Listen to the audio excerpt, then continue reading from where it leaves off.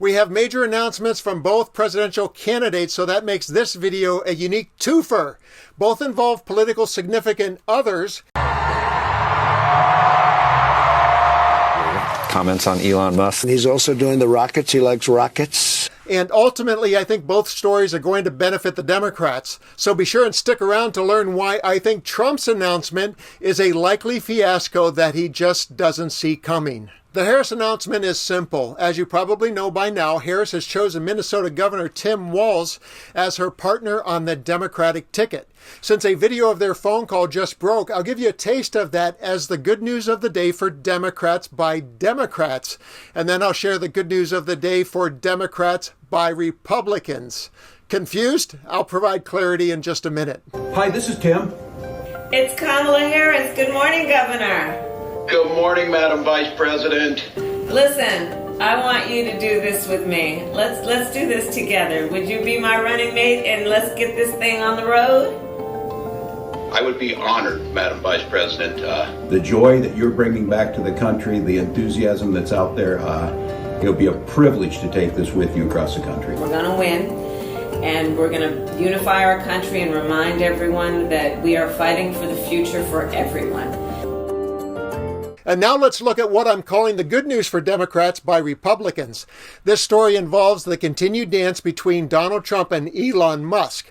They've been critical of each other in the past, but their sketchy records around race, their penchant for capitalism at all cost, and their overall toxic masculinity make a bromance inevitable, and they're racing towards solidifying their cabal of political chaos. For Musk's part, he's been accused many times of keeping his thumb on the scale for Trump with regards to X, the massive social media platform that he owns and likely bought just so he can influence public opinion. And for Trump's part, he recently blurted out this admission that revealed a quid pro quo for his support and campaign money. And I'm for electric cars. I have to be, because Elon endorsed me very strongly, Elon. So I have no choice. But he knows. And as a nod to the Trump-Musk bromance, this bizarre event happened yesterday when influencer Aiden Ross gifted Trump one of Musk's Cybertrucks customized with graphics of the assassination attempt fight-on moment. And instead of being a gracious receiver of a $300,000 gift, Trump goes on to make a bizarre statement about Google. In addition to the weirdness, Trump's appearance with Ross was problematic to begin with because Ross has gained notoriety for his discussions with white nationalists such as Nick Fuentes and his close friendship with the self-proclaimed misogynist influencer Andrew Tate, who is awaiting trial in Romania on charges of human trafficking, rape, and forming a criminal gang to sexually exploit women. And Trump had to know this in advance. So what was Trump's major announcement today? On Truth Social, he posted, "On Monday night, I'll be doing a major interview with Elon Musk. Details to follow." So why do I think this is a good thing for Democrats and the Harris-Walz campaign? After all, it will garner millions of dollars in free media for Trump and will be pushed to the top of every social media platform. It's because Trump and Musk have two other things in common: massive egos and self-destructive hubris. Musk has said time and time again what he thinks about other people's opinions. Go yourself. Is that clear? I hope it is. And Trump recently showed that his delusional self-confidence is so high, he thought he could walk into a conference of black journalists and not have his bone-spurred feet put to the fire. I want to start by addressing the elephant in the room, sir. A lot of people did not think it was appropriate for you to be here today. You have pushed false claims about some of your rivals, from Nikki Haley to former President Barack Obama, saying that they were not born in the United States, which is not true.